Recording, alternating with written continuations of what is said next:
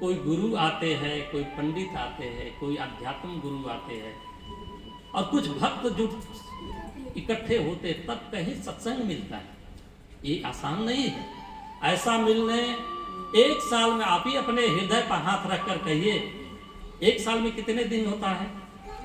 365 दिन। उसमें 2022 को अब समाप्त नहीं रखिए, 2021 में कितने दिन आप सत्संग में गए? सोचिए, याद कीजिए, एक साल पीछे जाइए कि हमने 365 दिनों में कितने दिन सत्संग में गए। कोई को तो बहुत मिला होगा, कोई को बहुत कम मिला होगा, कोई ऐसे भी प्राणी भक्त होंगे जिनको बिल्कुल अवसर मिला ही नहीं। तो प्रथम क्या कह रहे हैं? ज्ञान पाने का स्थान सत्संग। लेकिन ये मुश्किल है, सबको मिल नहीं सकता। इसके लिए बहुत ही एक योजनापूर्ण प्रोग्राम बनाना होता है, तब कहीं मिलता है। इसलिए कहते हैं इससे आसान तरीका और क्या है? साधु संग। अपने से ज्ञानियों का संग करो, अच्छे लोग के संग करो। ये नहीं कि वो धोती कुर्ता और लंबा टीका लगाकर घूमे, उन्हीं का संग नहीं।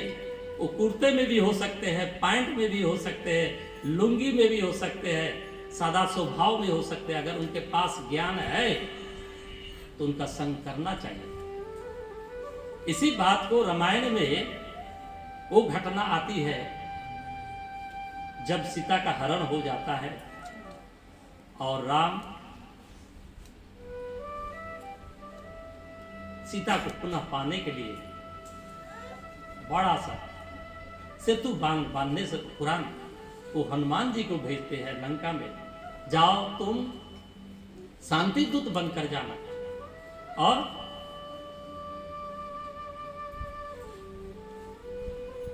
सीता को पता लगा के आओ कहाँ है। हनुमान जी जाते हैं, आप सभी कथा जानते हैं।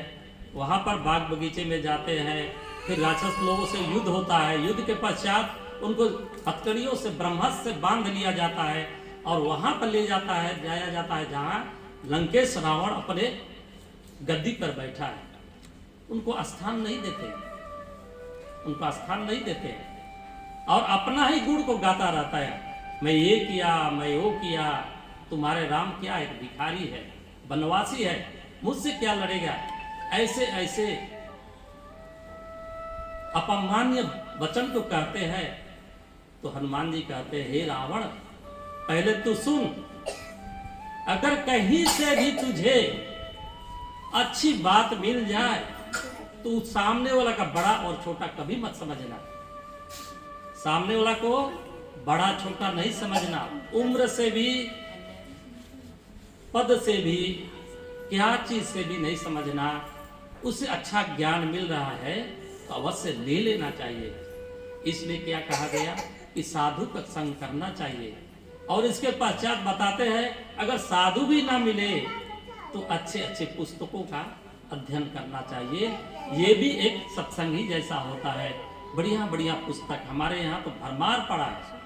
4 वेद है, 6 शास्त्र है, अनगिनत उपनिषद है, रामायण है, गीता है, 18 पुराण है। किसी का आप संग कर सकते हैं। इस द्वारा भी हमें ज्ञान का प्राप्ति हो सकता है। ये कहने के बाद वे कहते हैं जो प्राणी इस प्रकार से ज्ञान को प्राप्त करता है, हे अर्जुन, वो सबसे उत्तम पाने का अवस्था है। क्या है? उत्तम पाने का अवस्था है। लेकिन अगर संसार में मनुष्य इससे भी ज्ञान ना पाए तो मैं एक बार और कृपा करता हूं। क्या करता हूं? उसे दुख पहुंचाता हूं, उसे दुख देता हूं। उसके नजर में तो बड़ा दुख होता है, लेकिन उसके पीछे मेरा हेतु क्या होता है? उसे ज्ञान मिल जाए। अब भी मनुष्य जीवन में आया तो कम से कम उसे ज्ञान समझ में आ जाए। इसलिए तरह तरह का मैं दुख देता हूं। त्रय ताप परसों बताया गया, त्रय ताप देता हूं। त्रय ताप क्या था जी? किनको किनको याद है?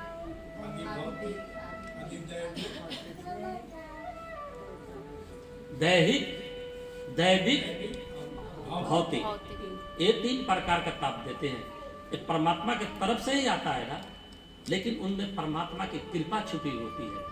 हम दुख होता है तो समझते हैं, कितने लोग तो ऐसे भी है, थोड़ा भी दुख आया तो भगवान को जो पूजा करते हैं ना, फिर पूजा करना ही बंद कर देते हैं, विश्वास ही उठा लेते हैं कि ये उल्टा हो रहा है, अगर ना करो तो अच्छा होगा। ऐसा नहीं सोचना चाहिए। ये भी भगवान श्री कृष्ण गीता में बता रहे हैं कि ये भी मेरी एक कृपा है पार्थ, मैं ये कृपा करता हूं उस प्राणी पर, उस आत्मा पर, कि कम से कम दुख पड़ने के बाद में भी उसे ज्ञान आ जाए, और ज्ञान आने के बाद में मेरे नजदीक आ जाए, मुझसे संबंध जोड़ ले। क्योंकि इंसान जब बड़े बड़े दुख पहुंचता है तभी परमात्मा को याद करता है।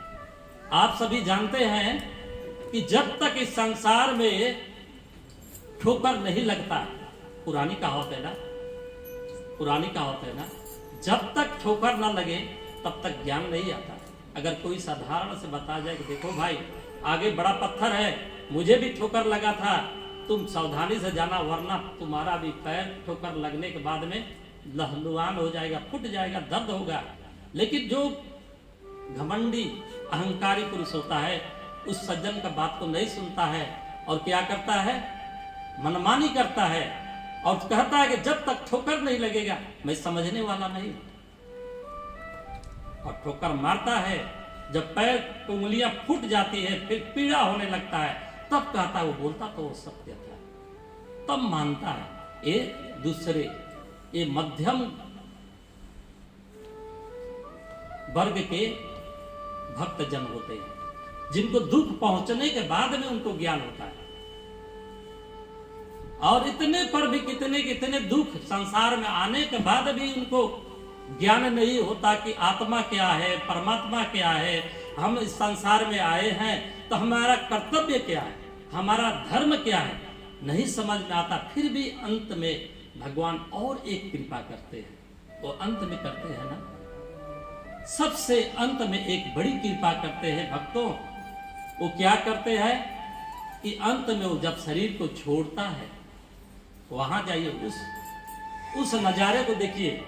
जब वो शरीर को छोड़ता है, उनके 4 संबंधी चार अपने कांधों पर लेकर जब अर्थी को लेकर शमशान घाट की तरफ जाते हैं, वो आत्मा तो शरीर से निकल चुका होता है, लेकिन उसके मोह बस उसके इर्द गिर्द में घूमता रहता है, चक्र काटता रहता है और देखता है, अब देख रहा है कि जिस शरीर को हमने इतना सजाया, खिलाया, पिलाया,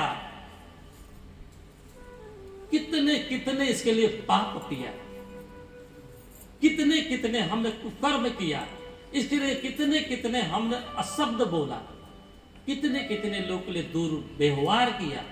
वो देखता है तो उस समय उसको एक बार तो अवश्य ज्ञान आता है कि अब सभी जाकर बोल रहे क्या है, राम नाम सत्य है, इसी में गत है। कम से कम हे आत्मा तू समझ कि ये राम नाम जो है वही सत्य है, बाकी मिथ्या है। इस संसार में राम नाम के सिवा बाकी सारा मिथ्या है। एक राम नाम शब्द ऐसा है जी, राम का नाम एक ऐसा है जो 2 अक्षर पे है, र और म में, लेकिन इतना उपयोगी है कि संसार में कोई हिंदू धर्मावलंबी अगर उसको दुख पहुंचेगा तब हे राम, उसके मुख से उस समय भी राम निकलता है। और किसी चीज से घृणा करेगा और राम राम राम राम करेगा, ठीक है ना। अगर वो करुणा में भर कर करेगा कि हे राम अब मुझे बचाओ, उस समय भी राम निकलता है। लेकिन इस अवस्था में भी अगर हमें राम ना निकले तो जो हमारे बंधु बांधु होते हैं उस अर्थी को काना देते हुए चिल्लाते जाते हैं, वचन को सुनाते हैं कि हे ये आत्मा अगर कहीं तू यहाँ पर भी भटक रहा है तो एक बार सुन ले कि राम नाम सत्य है, इसी में गत है। जब तक तुम राम नाम नहीं लेगा तुम्हारा गति और मुक्ति, गत मतलब मुक्ति का रास्ता बनना, अच्छे गति को प्राप्त करना, अधोगति नहीं ऊर्ध्वगति। भगवान श्री कृष्ण गीता में कहते हैं 2 गतियां होती है, एक अधोगति, जो कर्म करने से नीचे की तरफ इंसान जाता है। मनुष्य से जानवर, असुर, नरक इत्यादि को प्राप्त होता है, उसको अधोगति कहा जाता है। और दूसरा गति जो मनुष्य धर्म, कर्म, पूजा पाठ, सत्संग, कीर्तन, भजन, दान इत्यादि करता है, उसको ऊर्ध्वगति, उसका जो गति ऊपर की तरफ जाता है। मनुष्य बीच का स्तर है। मनुष्य क्या है? बीच का स्तर है। इसके नीचे 4 गतियां हैं। मनुष्य है, फिर इसके ऊपर 3 गति है। वो क्या है? अगर मनुष्य पुण्य का खाता बढ़ाएगा, भक्ति बढ़ाएगा, तो उसका गति देवलोक में जाता है। अगर उससे भी ज्यादा पूंजी बढ़ाएगा तो ब्रह्मलोक को प्राप्ति होगा। अगर इन दोनों से भी उत्तम कर्म कर देगा, वो निर्वाण को प्राप्त होता है। इसलिए उसको ऊर्ध्वगति कहा गया। इसलिए कहते हैं कि राम नाम सत्य है, इसी में गत है। कम से कम इस बात को तो याद कर, हे आत्मा, अभी तू मोह त्याग। लेकिन वो आत्मा अपने परिवार को देखता है, अपने बच्चों को देखता है, अपने भाइयों को देखता है, अपने घर को देखता है, अपने जमा किया हुआ सभी साधनों को देखता है, पैसा को देखता है, घूम घूम कर चक्कर लगाता रहता है। एक बार ये शरीर पुनः मिल जाए, इसमें प्रवेश करूं, सारा इकट्ठा किया हुआ धन को फिर मैं उपभोग कर सकूं।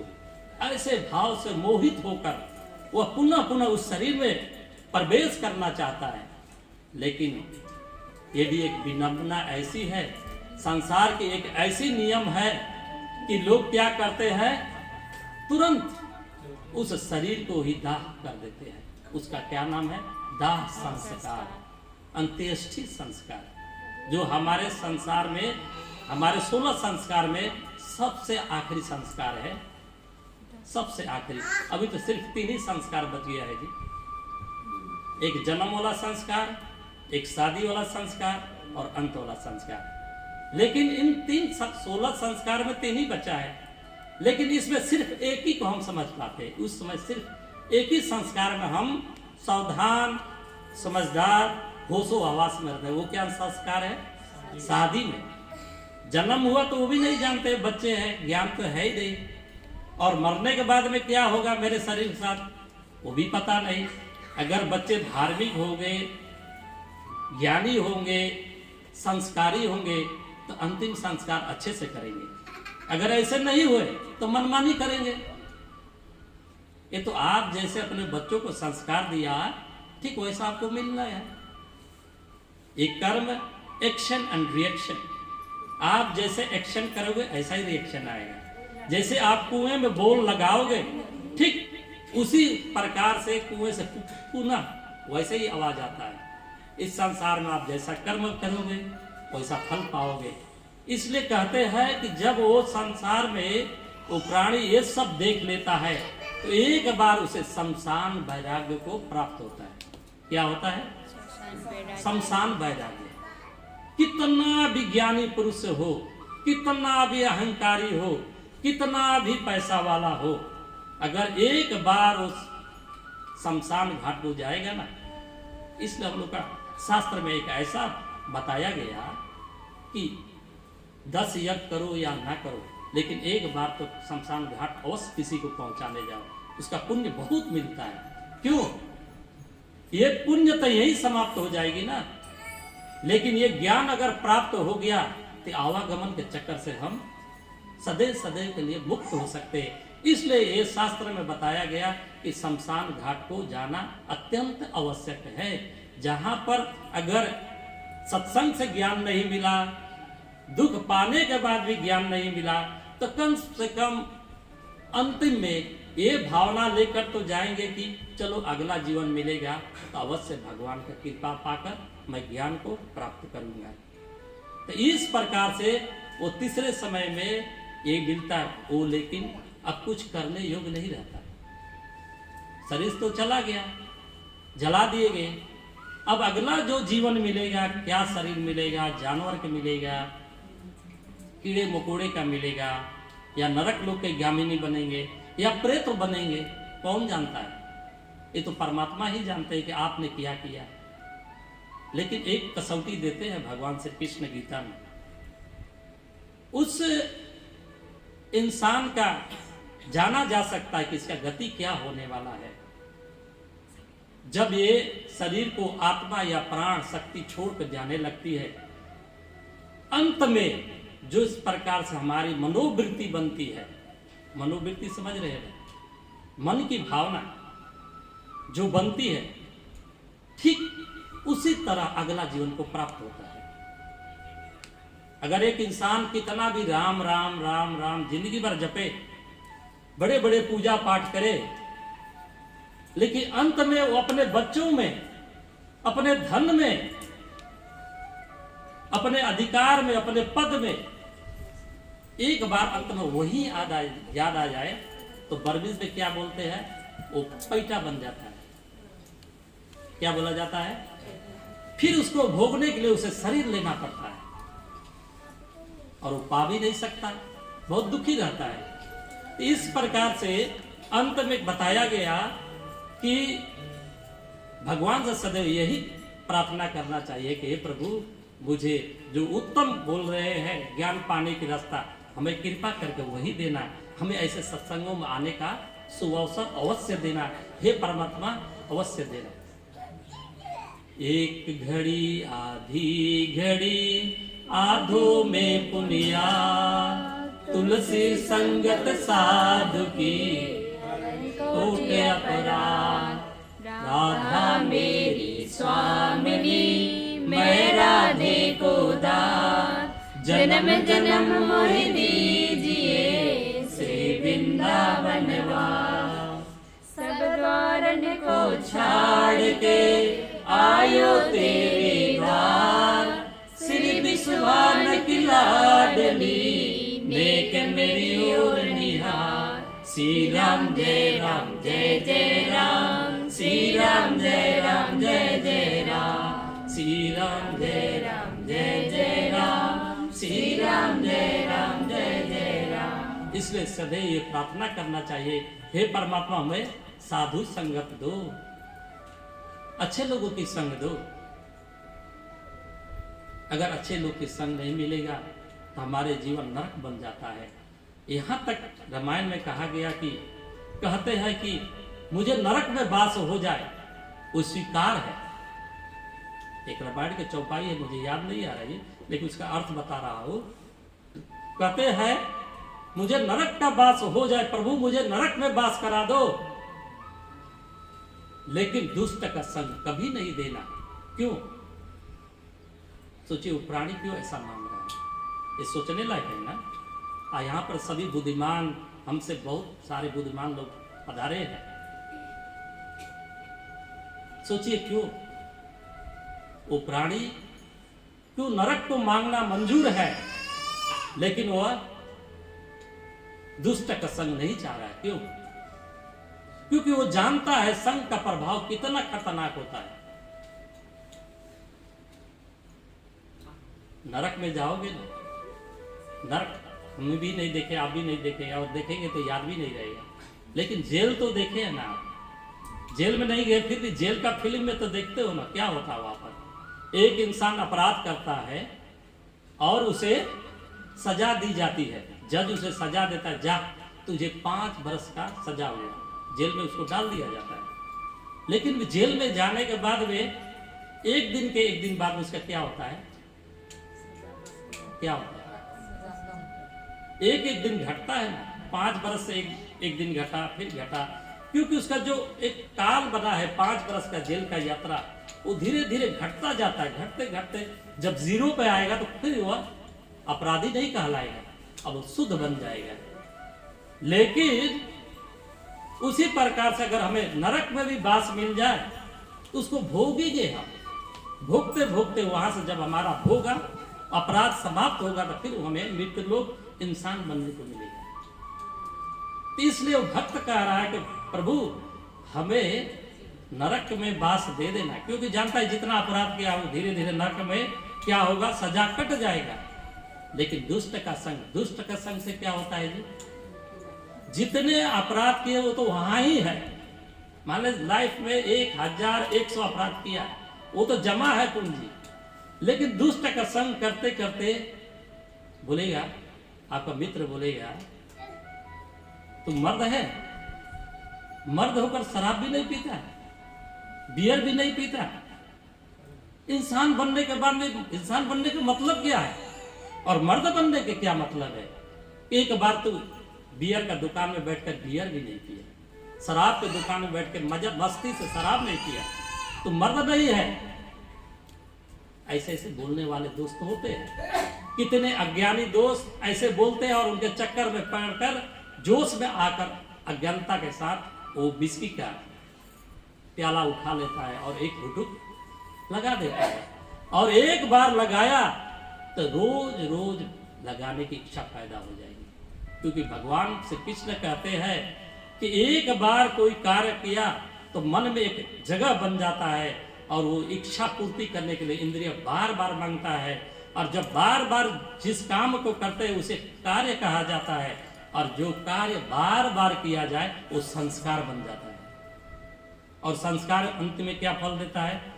जैसे संस्कार आप किए हैं अगला जीवन ठीक वैसा ही होता है, ये गीता में बताया गया। इसलिए वो दुष्ट मित्र का संग करने के कारण आपके सारा जिंदगी का बचाया हुआ शुद्ध बना हुआ जीवन एक बार में ही समाप्त हो जाएगा और आपको तो गड्ढे में डाल के निकल जाएगा।